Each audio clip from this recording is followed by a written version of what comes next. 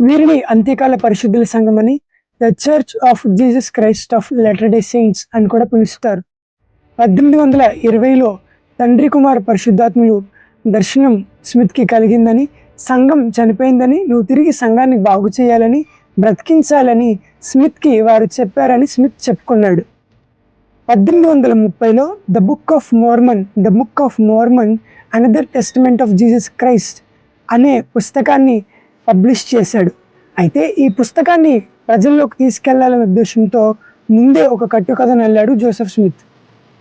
1823 September 21వ తారీఖున తాను ఒక గదిలో ఉన్నప్పుడు మార్మన్ యొక్క కుమారుడు మొరోనై పునరుద్ధానుడై తెల్లని వస్త్రాలు ధరించి మహిమతో తనకు కనిపించాడని, ప్రాచీన కాల ప్రజలు సువార్తను ఎలా అందుకున్నారో, ఎలా తెలుసుకున్నారో తనకు బోధిస్తానని, ఆ ఖండంలో ప్రజల విధానం ఏంటో తనకు తెలియచేస్తానని, తనకి ఈ విషయాలని రాయబడిన బంగారు పలకలు ఇస్తానని, అదేవిధంగా ఆ పలకలను ప్రత్యేకించబడిన వారికే నువ్వు చూపించాలని, ఎవరికైనా చూపిస్తే నువ్వు చనిపోతావని ఆ దేవదూత తనతో చెప్పాడని స్మిత్ చెప్పుకున్నాడు.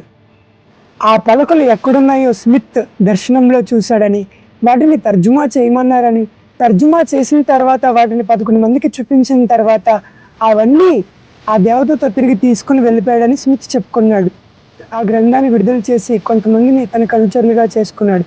అయితే తన దగ్గర డబ్బు ఉన్న కారణంగా నెబు అనే నగరానికి మేయర్గా కూడా ఎన్నికయ్యాడు.